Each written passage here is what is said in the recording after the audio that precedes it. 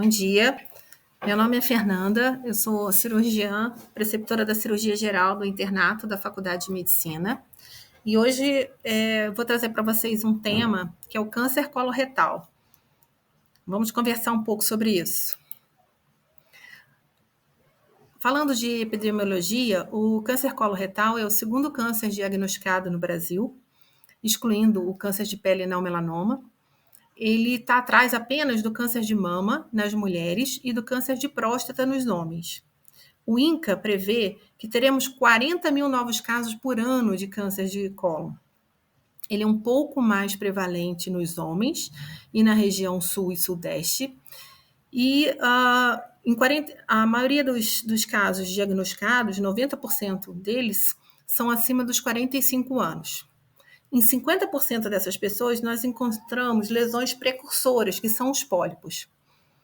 Frequentemente, o diagnóstico é realizado numa fase mais tardia, quando os pacientes já têm queixas, como alteração do hábito intestinal, emagrecimento, sangramento digestivo ou uma anemia, e com isso a sobrevida ao longo de 5 anos diminui para menos de 50% no caso do câncer coloretal.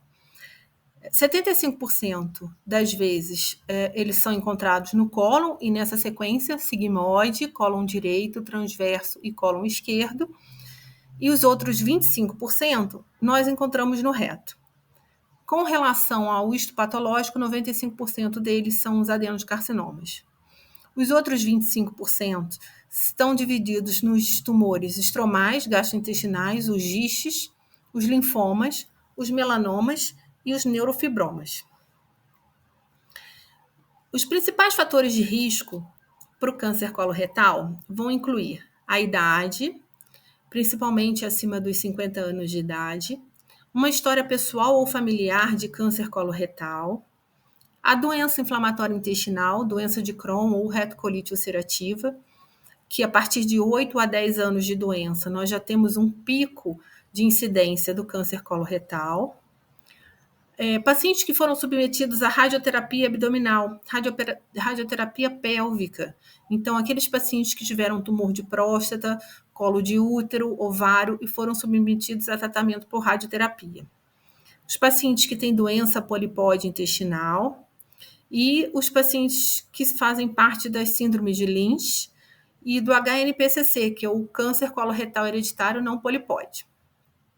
Acima aqui nós temos uma imagem de um cólon aberto, operado, em que você tem vários pólipos e bem próximo da borda do ânus nós já temos uma lesão ulcerada. Então isso aqui foi um PAF, foi uma polipose adenomatosa familiar. Alguns fatores são potencialmente modificáveis.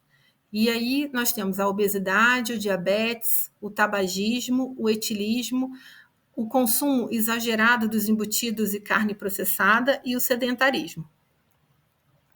Mas, afinal de contas, como que ocorre essa carcinogênese? Como se forma o câncer coloretal? O epitélio intestinal, ele vive num estado de proliferação plena, contínua, né? Então, as células das criptas intestinais, através de um processo de diferenciação, elas vão migrando até a superfície epitelial. E aí, nessa superfície epitelial, ou seja, na luz intestinal, elas vão sofrer a ação dos agentes cancerígenos, podendo sofrer mutações e malignificação. Elas são identificadas como células através de proteínas, como células errôneas, né? E elas vão ser submetidas a um processo de morte programada, que é a apoptose. Esse ciclo celular, ele ocorre por uma ação de um grande número de proteínas, que são as genes de proteínas. E elas vão manter um equilíbrio programado entre o nascimento, a proliferação e a morte celular. Quando você tem um desequilíbrio da ação dessas genes proteínas, é que você tem a formação do câncer. Até hoje, a gente conhece pelo menos 3 vias de formação de carcinogênese, né? A primeira delas é a via de instabilidade cromossômica. Nessa via, as proteínas principais envolvidas são a proteína PC, o Carras, o DCC, SMAD4, a P52 e o COX-2. Quando você tem uma mutação desse gene proteínas, você vai ter uma estimulação à proliferação celular desordenada e defeituosa, e isso sim vai levar ao surgimento dos adenomas, que são aqueles pólipos adenomatosos, que vão evoluir com displasias e a próxima etapa, o carcinoma. Essa sequência, adenoma-carcinoma, ela já é muito conhecida. E aí nós temos aqui as principais proteínas envolvidas nessa sequência. O APC é uma proteína supressora. Então, o que ela impede que haja uma proliferação celular anormal. O Carrais, ele estimula a proliferação celular descontrolada. A P53, ela vai detectar sequências de DNA que estão com falha e vai substituir essas sequências de DNA. Quando ela não consegue essa substituição, ela induz a célula à morte pela apoptose. A proteína DCC vai auxiliar a adesão celular. Quando ela sofre uma mutação, você diminui essa adesão e isso vai favorecer a liberação de células que vão causar as metástases. O fator de crescimento fibroblástico clássico, ele tem uma ação angiogênica, assim como a COX-2, estimulando a formação dos novos vasos, de neovasos, que vão nutrir as células neoplásicas. Então, nós temos aqui um colo normal, né, com mucosa, submucosa, muscular própria. Essa mucosa, ela vai sofrer mutações das células germinativas e os genes de proteína de supressão, principalmente a PC, Carrais e P53. Sobre a ação da angiogênese, da COX-2, você vai ter as mutações adicionais com alterações cromossômicas e isso vai desenvolver o carcinoma. Essa sequência adenoma-carcinoma, ela mostra a ação em cada fase da sequência das proteínas, dos genes proteínas, tá bom? A segunda via de carcinogênese é a via de instabilidade de microsatélites. São os genes de reparo. É quando você tem uma alteração, um defeito no gene de reparo. Os mais conhecidos e mais estudados é o MLH1, MSH2, MSH6, o PMS2 e o EPCAM. Na verdade, os genes de reparo, eles atuam removendo o segmento alterado do DNA e colocando um novo segmento com a sequência correta.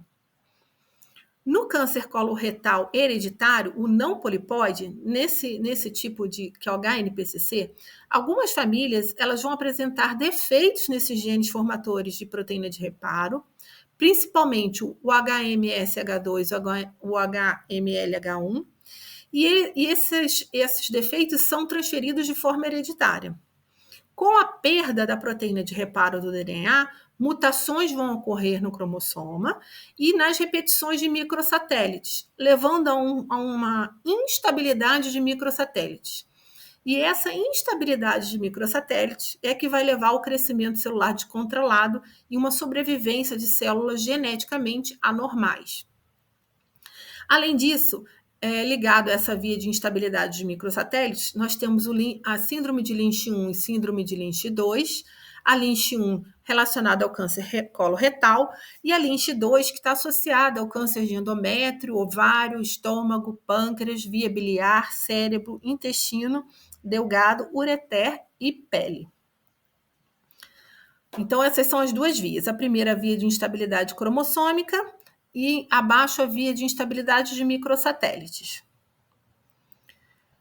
Além dessas duas vias, temos uma terceira via já conhecida, que é a via de neoplasia serrilhada. Estima-se que 15 a 30% do câncer coloretal eles surgem a partir dessa via. Você vai ter pólipos adenomatosos, serrilhados. Serrilhados significa que a mucosa deles, o epitélio, tem esse aspecto serrilhado, e eles vão se desenvolver e vão ser os precursores do câncer coloretal. Aqui embaixo a gente tem uma imagem de um pólipo, tá? Dentro de uma colonoscopia. Na verdade, outras vias já estão sendo estudadas, né? Outras alterações genéticas, e a cada ano a gente acaba descobrindo uma nova, a cada ano, de tempo em tempo, né? A gente acaba descobrindo uma nova via. E isso vai acontecer no futuro, com certeza. Quais são os sinais e sintomas do câncer coloretal? Grande parte dos pacientes são assintomáticos e são descobertos nos exames de triagem de rotina, ou seja, de prevenção do câncer de cólon. Ou então são descobertos, ganham um diagnóstico diante de uma emergência de obstrução intestinal, com peritonite e até com sangramento intestinal agudo. Lembrar que o sangramento gastrointestinal agudo de grande monta não é muito comum no câncer de intestino coloretal. Na verdade, a gente costuma observar um sangramento contínuo, sangra e para, sangra e para, é mais ou menos assim.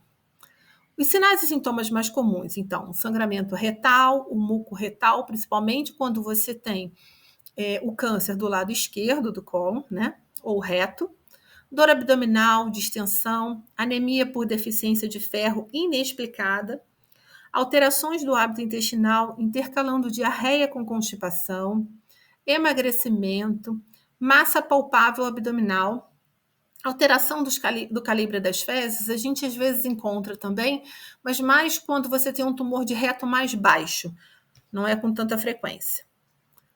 O diagnóstico do câncer coloretal, a gente falou sobre os exames de triagem, que normalmente a gente faz a pesquisa do sangue oculto das fezes, ou FIT test, em que você utiliza anticorpos específicos para detectar a hemoglobina humana nas fezes. Ele deve ser feito anualmente a partir dos 45, 50 anos, sendo que mais para 45 se você tem história familiar de câncer e mais para 50 anos se você não tem história familiar de câncer. O exame ouro, o melhor exame, é a colonoscopia. A colonoscopia, nós vamos poder fazer, além de identificar a lesão tumoral, a biópsia e algumas vezes a remoção dessa lesão, se essa lesão estiver num pólipo suspeito e for uma lesão inicial. Além disso, a gente ainda possui a colonoscopia virtual, que é uma colonoscopia feita por tomografia. O paciente vai fazer o mesmo preparo de cólon de uma colonoscopia normal, só que ele não vai ser submetido a uma anestesia, e as imagens, ele faz as imagens do tomógrafo e elas são montadas por um programa de computador, como tem essas duas laterais aqui. A desvantagem da colonoscopia virtual é que as lesões identificadas não podem ser biopsiadas e nem ressecadas quando forem pólipos.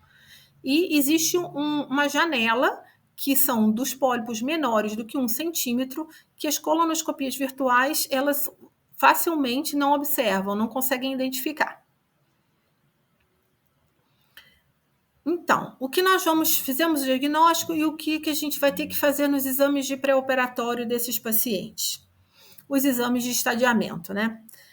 O exame proctológico, o toque retal, que faz parte do exame físico, é muito importante. Quando você faz o toque, você identifica se principalmente, né, para os tumores de reto baixo, você vai identificar se tem luz, ou seja, se tem passagem de fezes.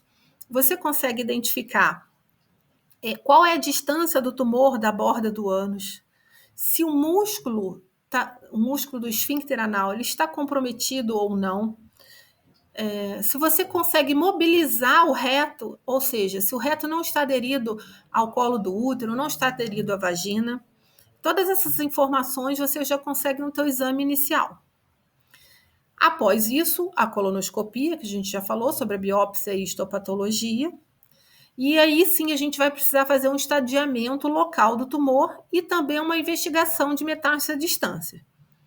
A gente pode fazer no exame de sangue a dosagem do CEA, lembrando que o CEA, que é o antígeno carcinoembrionário, ele serve muito mais para prognóstico e segmento no pós-operatório.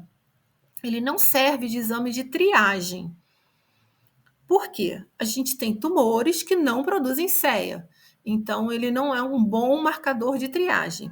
Se eu tenho o diagnóstico de um tumor de cólon que produz CEA, eu doso no sangue e o CEA está alto, esse valor do CEA, o CEA, vai ser um bom marcador para mim de tratamento. Ou seja, quando eu tratar o paciente no pós-operatório, ou no pós-radioterapia ou quimioterapia, se o CEA voltar a subir, é um sinal de alerta que eu tenho que procurar recidiva tumoral ou investigar alguma metástase à distância.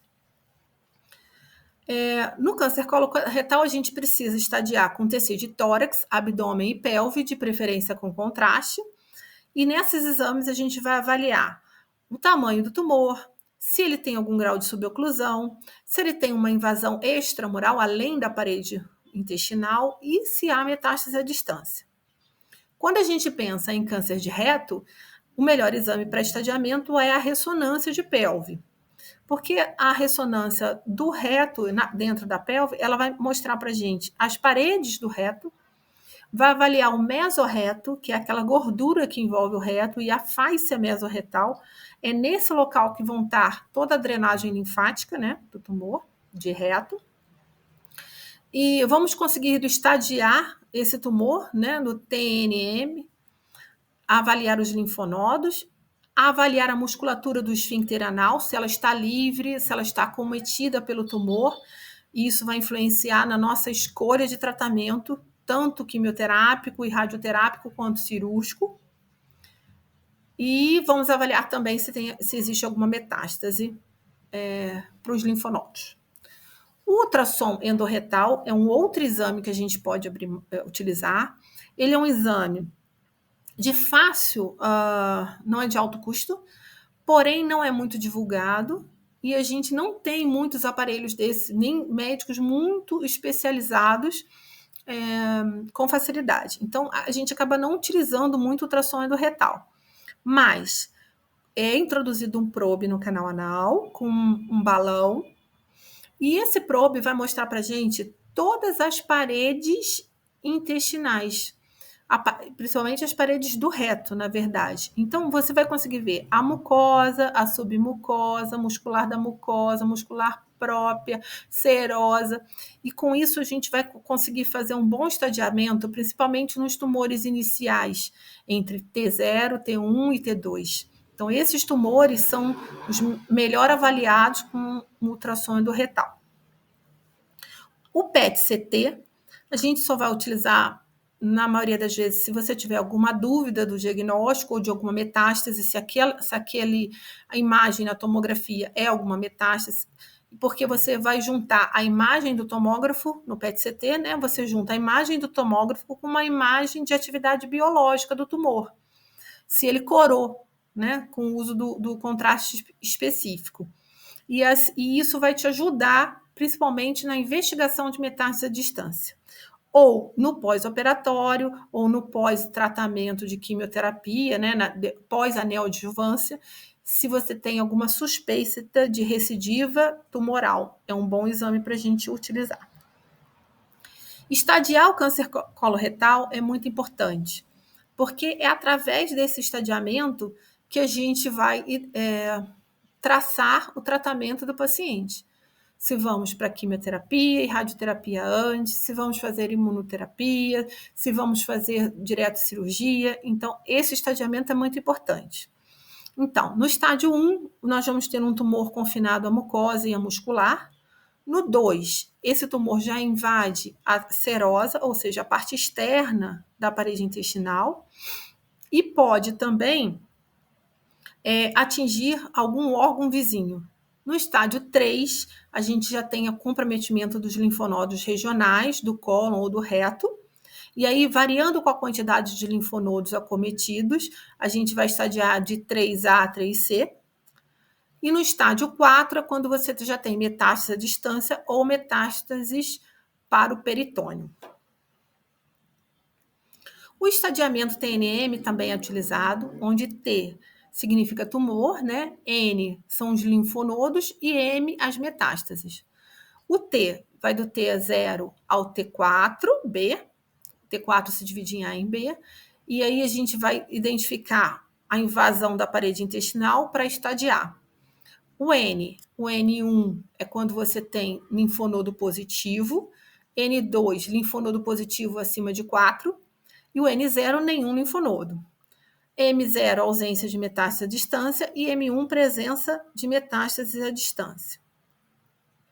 Essa é uma ressonância pélvica, mostrando um tumor de reto,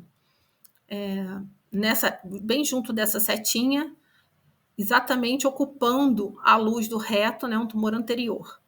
E aqui uma TC de abdômen, em que você vê uma tumoração de cólon do lado direito. O ultrassom do anal, olha como ele consegue ver todas as paredes. Essas setas marcadas de 1 a 5 estão mostrando todas as paredes do reto.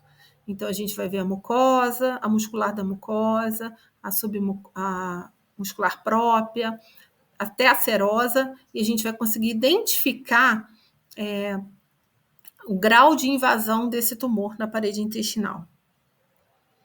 O PET scan, aqui nós temos corado na pelve, ali em vermelho, um tumor de reto alto. No fígado, esse PET scan, identificando aquela lesão que antes era branquinha ali na tomografia, ela corou, ela captou o contraste, então, ou seja, ela tem atividade metabólica e aí é uma metástase hepática. E aí seguimos, então, após a conduta, né? Qual é a conduta que nós vamos precisar ter após o estadiamento? 80% dos casos dos tumores sem metástase vão direto para tratamento cirúrgico. E a gente tem alguns objetivos no tratamento cirúrgico: remover o tumor primário, fazer uma adequada linfadenectomia regional, de forma que seja uma cirurgia oncologicamente correta, e, se possível, ressecar as metástases e órgãos adjacentes acometidos. Em alguns casos, a gente vai indicar uma neoadjuvância, que é a quimioterapia, radioterapia, podendo se fazer imunoterapia, terapia-alvo ou hormonoterapia, antes da remoção do tumor. O objetivo da neoadjuvância é diminuir o tumor, facilitar com isso a sua ressecção cirúrgica, ou diminuir o tamanho do tumor de forma que ele fique só na pelve, por exemplo, para que a gente possa fazer uma radioterapia mais localizada. No câncer de reto, com grande frequência, a gente faz a neoadjuvância para diminuir a chance de uma recorrência local e para diminuir o tumor de forma que a gente consiga preservar o esfíncter anal e, com isso, eliminar a possibilidade de uma colostomia definitiva. A neoadjuvância também ela é indicada sempre nos pacientes do estágio 3, ou seja, com tumores maiores ou iguais a T3, tumores de cólon com linfonodo positivo ou metástases. A adjuvância é quando a gente vai fazer a quimio e a radioterapia complementar, após ter realizado o procedimento principal, que pode ter sido uma cirurgia ou uma radioterapia pélvica. É utilizada para pode ser utilizada para qualquer N, ou seja, com ou sem linfonodo comprometido, mas ela é utilizada normalmente para tumores T2 ou maiores do que T2 e que tenham fatores desfavoráveis. Você vai ressecar aquela lesão tumoral, ela vai ser enviada para a patologia, e aí na patologia vão vir algumas informações muito importantes. Existe presença de infiltração angiolinfática, depósitos tumorais, invasão perineural. Isso são fatores desfavoráveis para a recidiva tumoral ou para a disseminação de células neoplásicas. Então, a gente acaba indicando a adjuvância, ou seja, a quimio e radioterapia complementar ou imunoterapia complementar. Então, em resumo, o tratamento do câncer de cólon é sempre por estágio, né? No estágio 0 é quando você tem o carcinoma in situ ou carcinoma intramucoso. Nesse estágio, as células cancerosas elas estão confinadas à mucosa e ainda não invadiram as camadas mais profundas da parede do cólon. Normalmente é o estágio que a gente encontra nos testes de triagem de rotina, na colonoscopia, e ele é altamente tratável por polipectomia colonoscópica, ou seja, a gente consegue retirar aquele pólipo com a doença na ponta do pólipo, normalmente, e a gente consegue curar o doente nessa fase. Por isso, a vigilância e os exames preventivos são muito importantes, né? O estágio 1 é quando o tumor já atinge a mucosa e a muscular. Normalmente a gente encontra esses tumores junto aos pólipos. Quando você faz uma polipectomia ou até uma ressecção da parede localizada, você encaminha isso para a patologia e na patologia a gente acaba descobrindo que já atingiu a mucosa muscular. Se o tumor estiver contido no pólipo e ele for de alto grau ou existirem células cancerígenas na margem do pólipo, isso no exame histopatológico, é indicado a cirurgia complementar, ou seja, você necessita ampliar a sua ressecção, não é só do pólipo, mas você vai ressecar aquele segmento intestinal. Para tumores sem pólipos, a colectomia parcial, que é a cirurgia para retirada de parte do cólon que tem a doença, e os linfonodos, né, no mesocólon, é o tratamento padrão, e normalmente nesse estágio não é necessário, no pós-operatório, nenhuma adjuvância com quimioterapia. No estágio 2, os tumores já invadiram a serosa ou o tecido adjacente, principalmente a gordura, né, ao redor do cólon, porém eles ainda não se disseminaram para linfonodos. Nesse caso, o tratamento indicado é a colectomia parcial com linfadenectomia, ou seja, a colectomia daquele segmento acometido com a linfadenectomia. Em alguns casos, a gente pode indicar, antes da cirurgia, a neoadjuvância, principalmente se esse tumor invadiu ou está aderido a algum órgão vizinho, ou seja, ele já é um tumor T4. Se o tumor tiver instabilidade de microsatélites, MSIH, ou seja, aquela deficiência das proteínas de reparo, né, ou uma deficiência no DMMR, que é uma proteína de reparo intestinal, de reparo do gene cromossômico, tem indicação da gente fazer a imunoterapia neoadjuvante. Esses pacientes respondem muito bem com a diminuição do tumor com esse tratamento. Ainda falando do estágio 2, após a cirurgia, também pode ser indicada a quimioterapia adjuvante, se o tumor tiver um risco aumentado de recidiva. E aí, abaixo a gente lista quais são os fatores de risco aumentado, né? Então, se você tem um tumor de alto grau na histopatologia, na peça cirúrgica, se o tumor é um T4, se o tumor disseminou para algum vaso sanguíneo ou linfonodo próximo, se na peça cirúrgica tiver menos do que 12 linfonodos ressecados, aquela peça cirúrgica ela vai para a patologia, né, o segmento do intestino junto com o tumor, e o patologista vai procurar os linfonodos e ele vai avaliar se houve invasão linfonodal. Nessa peça de gordura, é o ideal, considerado ideal, que ele tenha pelo menos 12 linfonodos nessa peça. Se o patologista não conseguiu achar 12 linfonodos, você não tem segurança de que nenhum deles foi acometido. Então, você acaba complementando com a quimioterapia. Nos casos de tumores que, após a ressecção cirúrgica, a margem da cirurgia, a margem do colo ainda esteja comprometida com células tumorais.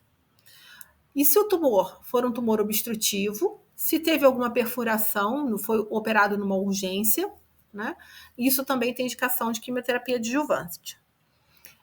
As principais químios para câncer coloretal são 5-fluoracil, a capecitabina e a oxaliplatina. Lembrar sempre que a gente tem que discutir os prós e os contras da quimioterapia, os riscos de recidiva se não for feita, assim como os efeitos colaterais da medicação. No estágio 3, a gente já vai ter um tumor disseminado para linfonodos próximos, mas que ainda não atingiu outros órgãos, ou seja, metástase à distância. O tratamento é a cirurgia com quimioterapia.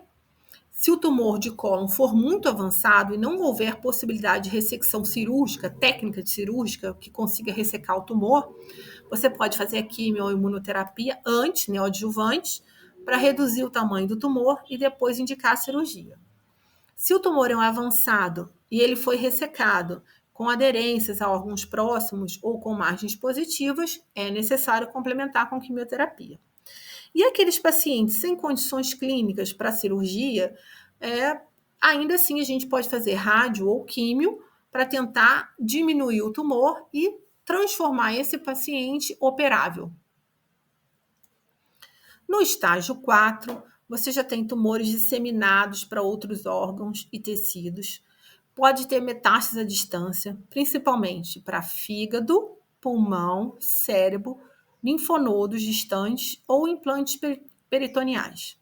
Nessa fase, é improvável a cura da doença com a cirurgia acaba sendo paliativa, porque nesse momento, no estágio 4, é considerado que o câncer já é sistêmico, que a gente fala. Então, você também pode, nessa fase, fazer ressecção das metástases hepáticas e pulmonares ou até peritoneais. Existe a quimioterapia intraperitoneal que pode ser utilizada, a embolização da artéria hepática, crioterapia ou ablação peritoneal. São métodos que a gente pode utilizar para tentar tratar as metástases. O que vai determinar se as metástases são ou não operáveis é o tamanho, a quantidade delas, e isso a gente vai avaliar com os exames de pré-operatório. Lembrar que a quimioterapia neoadjuvante ela vai diminuir os tumores para a gente tentar chegar a uma fase operável, tá? O tumor obstrutivo, nessa fase do estágio 4, muitas vezes os tumores já são muito grandes e eles têm ou eles têm grande possibilidade de obstrução intestinal, ou eles já são obstrutivos. O paciente já tem um quadro de suboclusão intestinal.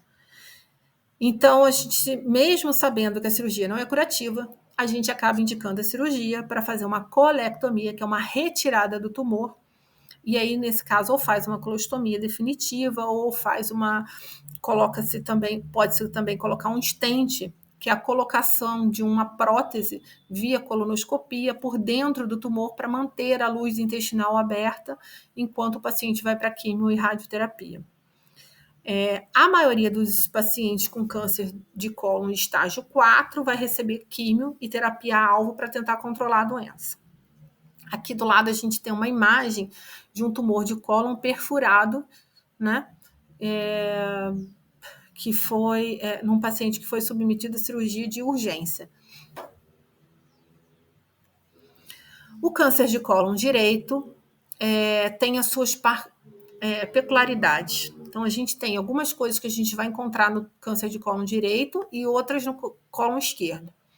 O cólon direito a gente vai englobar o seco, o ascendente e cerca de 2/3 do cólon transverso. Os tumores de cólon direito, eles são menos frequentes do que do lado esquerdo, ocorrem em idades mais avançadas e estão mais ligados àquelas síndromes de câncer hereditário. É muito mais comum a gente encontrar instabilidade de microsatélites nesses tumores e mutação do BRAF ou do Carras, e por isso os tumores do cólon direito respondem melhores a tratamentos de imunoterapia. Porém, eles têm um pior prognóstico quando eles já são tumores grandes ou disseminados, em comparação com os tumores do lado esquerdo. Aqui do lado a gente tem uma imagem do íleo terminal entrando no seco, e logo acima do seco a gente tem uma imagem de um tumor obstrutivo. O câncer de cólon esquerdo vai envolver 1/3 do cólon transverso, do ângulo esplênico, né? O cólon descendente e o sigmoide. Eles são muito mais frequentes do que do lado direito e ocorrem em idades mais jovens. Acabam sendo diagnosticados mais precocemente por causa dos sintomas. Então, são os tumores que vão dar mais sangramento, mais muco retal, mais alteração do ritmo intestinal, dor abdominal por distensão. Então, nesse caso, eles acabam sendo diagnosticados antes. Há uma maior probabilidade deles terem a mutação HER2, e eles podem responder melhor à químio em comparação do que os do lado direito, que respondem melhor à imunoterapia. Quando a gente pensa em recidiva tumoral, a recidiva tumoral ela pode ser local ou as doenças metastáticas. A local, a gente sempre vai abordar ou com uma nova cirurgia ou com uma quimioterapia que vai visar a cura ou controle da doença no sentido de tentar aumentar a sobrevida do paciente com qualidade de vida. Na doença metastática, a gente pode partir para a cirurgia e normalmente a gente encontra essa doença no fígado. A gente pode fazer uma enucleação de metástases hepáticas ou ressecções de lesões peritoneais ou até mesmo de nódulos pulmonares. Existem ainda as técnicas de ablação ou embolização hepáticas que ajudam no controle das metástases hepáticas irressecáveis cirurgicamente. Os tratamentos na recidiva tumoral são os mesmos utilizados para a doença no estágio 4. Especificamente no câncer de reto, as condutas após o estadiamento, o câncer de reto ele vem sendo cada vez mais estudado e ele tem um tratamento totalmente diferenciado do câncer de cólon. O câncer de reto médio e baixo, nós temos duas formas de abordar. A primeira forma é o upfront surgery, ou seja, quando a gente vai direto para a cirurgia. Ou a gente faz a neoadjuvância, químio e radioterapia, com a intenção de diminuir ao máximo o tumor para que na hora da ressecção cirúrgica a gente consiga preservar a inervação pélvica, principalmente a inervação dos nervos do hipogastro, para evitar as complicações, as consequências pós-cirurgia, que são impotência, bexiga neurogênica, incontinência urinária, incontinência fecal, uma colostomia definitiva, quando você tem que ressecar parte do esfíncter anal, e com isso a gente tenta evitar essa cirurgia que é a cirurgia da amputação do reto e canal anal, a gente tenta evitar, tentando, quando temos a condição, né, fazemos a neoadjuvância antes, para depois indicar a cirurgia. Existe um protocolo muito bem determinado, que é o protocolo de Watch and Wait. É um protocolo de radioterapia e quimioterapia que é feito para os pacientes durante 3 a 4 ciclos. Cada paciente é analisado, né, junto com o oncologista, qual ciclo que a gente vai fazer. E muitas vezes esses tumores de reto, eles podem até desaparecer, sumir. Quando você vai fazer o controle com a colonoscopia, você não encontra mais tumor.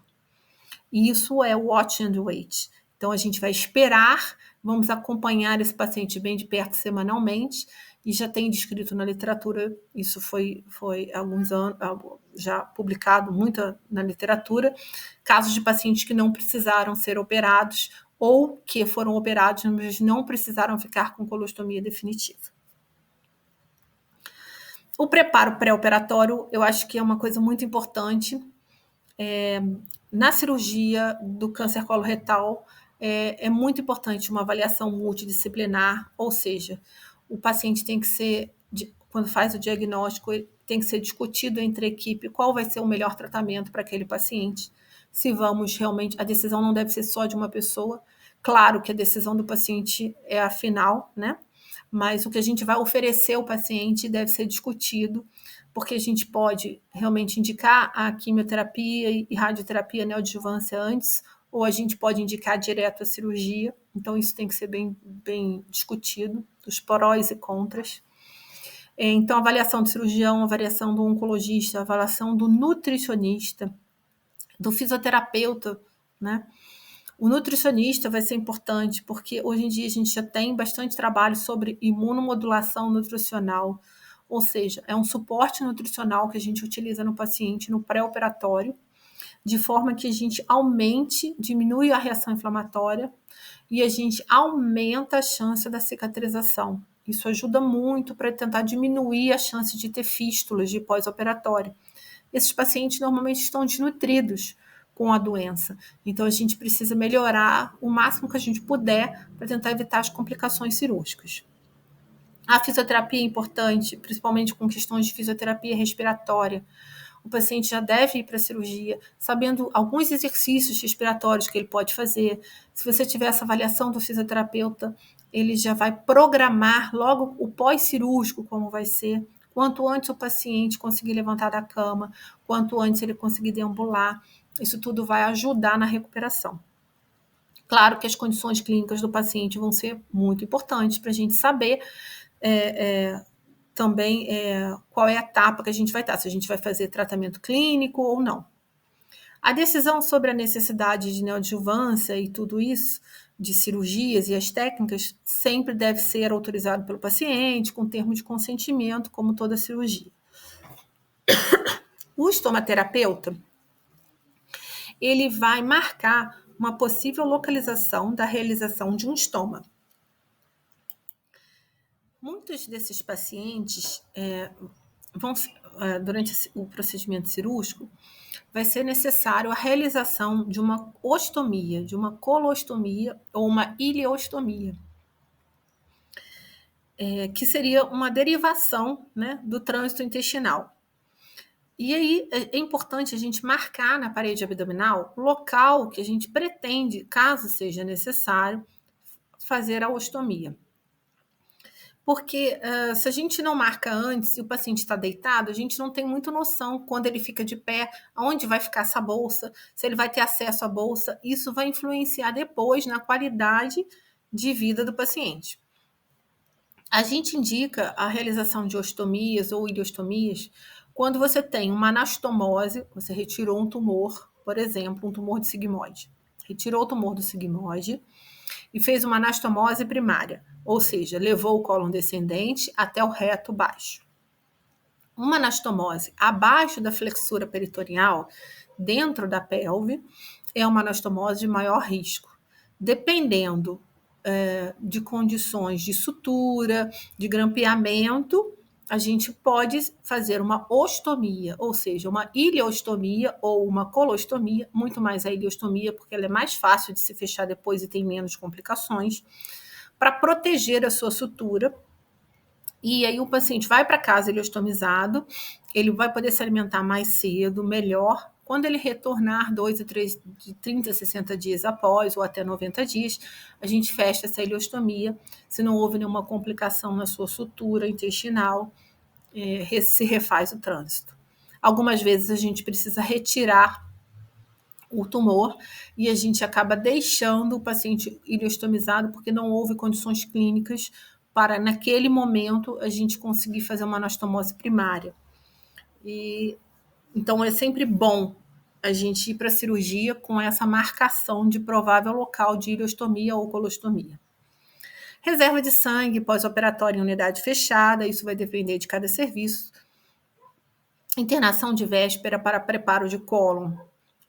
Também, cada serviço tem o seu protocolo, mas normalmente os pacientes com tumores de cólon direito, isso estou falando de cirurgia eletiva, né? A gente não vai fazer preparo de cólon, os tumores de cólon esquerdo, a gente faz um preparo de cólon.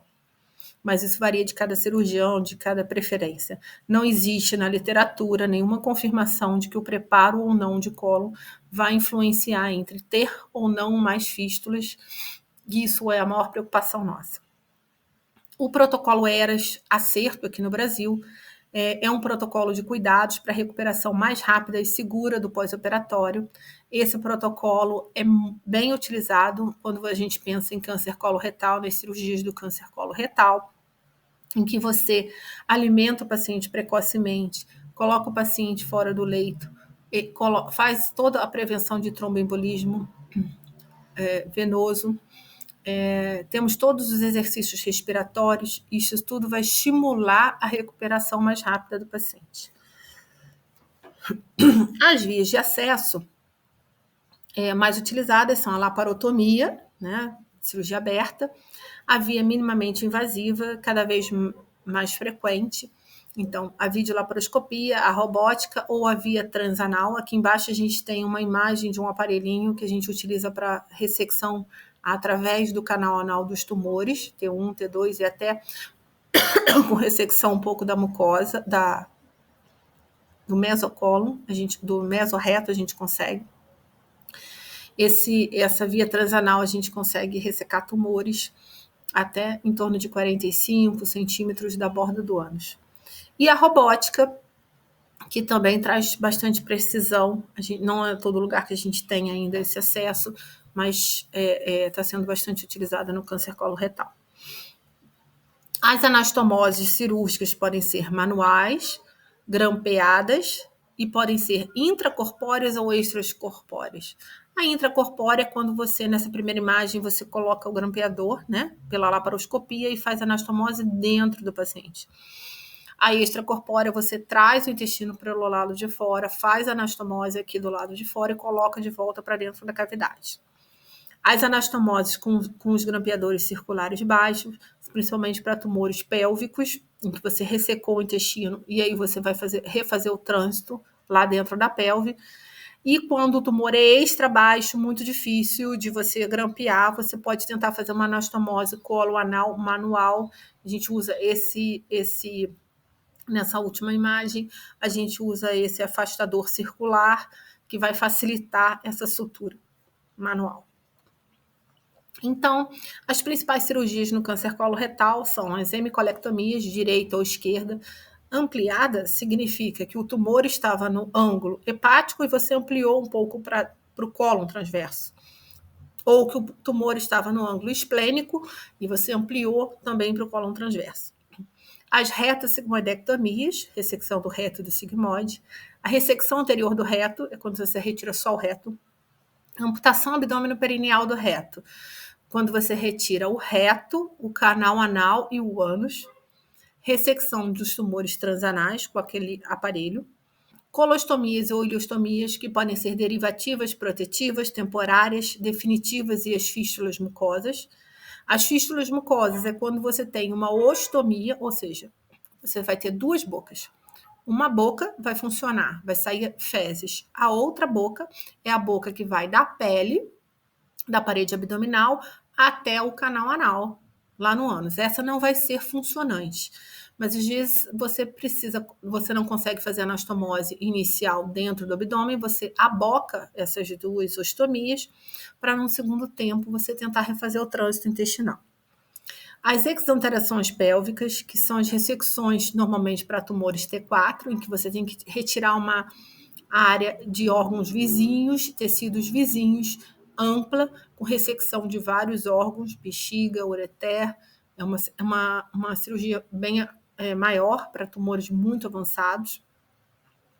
A ressecção das metástases hepáticas e peritoneais e a anastomose primária ou a colostomia Hartmann. A anastomose primária, quando a gente consegue fazer tem boas condições cirúrgicas para que seja feita, ou a colostomia Hartmann, em que você vai fazer uma colostomia, vai abocar o intestino na parede abdominal e vai fechar o coto do reto, grampeado ou suturado, para num segundo tempo você refazer o trânsito intestinal com essa intenção. Lembrar que muitos pacientes com colostomia Hartmann acabam por N motivos de complicações clínicas não fechando essa colostomia. Bom, o câncer coloretal, então ele vai ser operado de acordo com a localização do tumor.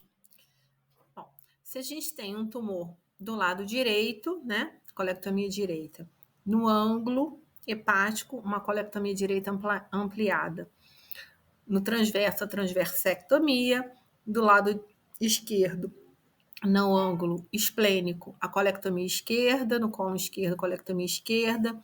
Ainda temos um tumor de reto, a sigmoidectomia, reto-sigmoidectomia, que você pega um segmento do reto.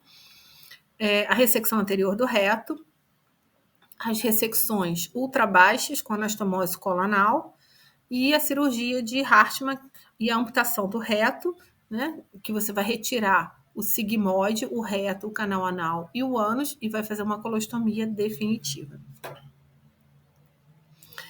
Aqui a gente tem imagens de tumores coloretais.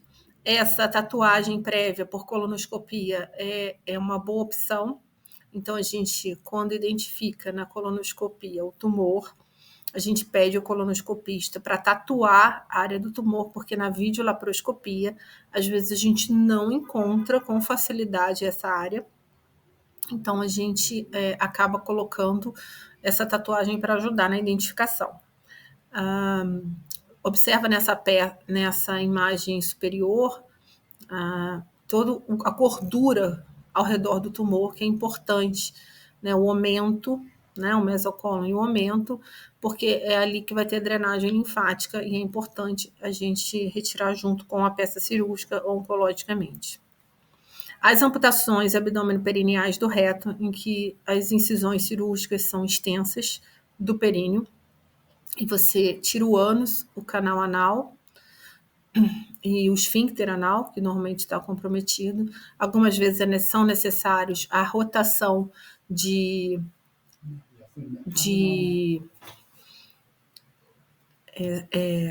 pele, né, de músculo para compor essa região perineal. E as metástases hepáticas, que a gente sempre que possível tenta ressecar, pode ser na cirurgia inicial, pode ser numa cirurgia depois que o paciente faz o tratamento com a químio e ainda sobraram metástases, também é possível. Com relação às ostomias, a gente pode ter ileostomia com a fístula mucosa. Lembrar que sempre que você fizer uma ileostomia em alça, que é quando você coloca o segmento ileal na parede abdominal e você abre ele, né? É bom deixar um bastão de sustentação para que ele não tenha uma retração para dentro da cavidade pela peristalse.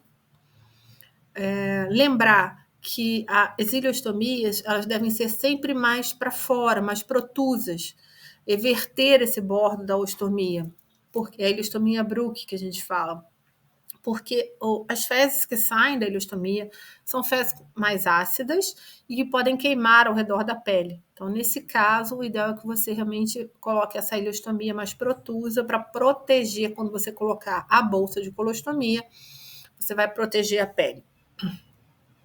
As cirurgias de Hartmann, quando você faz a ressecção do cólon sigmoide e faz uma colostomia proximal e sepulta, ou seja, fecha o coto retal, para, num segundo tempo, refazer o trânsito intestinal. As exanterações pélvicas, que a gente já falou sobre isso, somente para os tumores T4. É uma cirurgia com remoção de vários órgãos pélvicos, que a gente pode remover a bexiga, a uretra, o reto, o ânus, mas é uma cirurgia de alta mortalidade e morbidade, não é feita com grande frequência.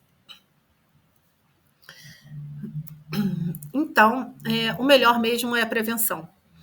A prevenção deve ser iniciada a partir dos 45 anos e é preconizada que vá até os 75 anos. Na verdade, hoje em dia, com a nossa população, com o envelhecimento da população, a gente acaba até estendendo mais do que 75 anos essa prevenção. Ela deve começar em torno dos 45 anos, até os 50 pelo menos, e pode ser feita através dos testes de triagem, que é o teste imunoquímico de fezes e pesquisa de sangue oculto nas fezes, são testes de fezes, para você identificar se há algum sangramento nas fezes, e aí sim, nesses doentes, indicar a colonoscopia. Esse teste deve ser feito anual. Existe o teste de DNA fecal, que é um excelente teste, em que você vai identificar segmentos de DNA com defeito. Aquelas células que chegam lá no epitélio da mucosa do tumor, elas vão se soltar, né? E essas células são identificadas nas fezes, mas ainda é um exame de alto custo, não é acessível em todos os locais, e na verdade em poucos locais, então ainda não é a nossa realidade no nosso dia a dia, né? Com relação à sigmoidoscopia flexível, a sigmoidoscopia é o exame endoscópico em que a gente vai observar o sigmoide, é o canal anal, reto, sigmoide e cólon descendente, mais ou menos até 60 centímetros da borda anal. Já temos um grupo em estudos com o objetivo de análise de talvez indicar esse exame para todas as pessoas a partir dos 25 anos de idade, de 5 em 5 anos até os 45, e depois, a partir daí, começariam as colonoscopias completas, que vê todo o colo. Porque nos últimos 5 anos, nós tivemos um pico muito importante de aumento da incidência e diagnóstico de câncer coloretal nos pacientes acima dos 25 anos de idade. Então, já está em estudo se é possível esse protocolo de a gente começar essa prevenção a partir dos 25 anos de idade. A colonoscopia, ela deve ser feita a cada 5 anos, e se nessa colonoscopia a gente identifica algum pólipo com displasia, dependendo do grau de displasia, a gente pode diminuir esse intervalo entre os exames. E a colonoscopia virtual, que é aquela feita pelo tomógrafo, a gente deixa para casos restritos, ou seja, pacientes, por exemplo, que tecnicamente não foi possível realizar a colonoscopia convencional, pacientes com estenose do intestino, pacientes com doenças inflamatórias intestinais que evoluíram com áreas de estreitamento, pacientes com risco muito grande para anestesia geral, né? Esses pacientes podem ser submetidos à colonoscopia virtual, sabendo que ela tem as suas limitações, como a gente já conversou sobre isso. Bom, era mais ou menos isso que eu tinha para falar para vocês sobre o câncer coloretal. Deixei aqui meu e-mail, caso vocês acham que precisam de mais alguma informação e ficarem com alguma dúvida, a gente pode se falar, tá bom? Agradeço.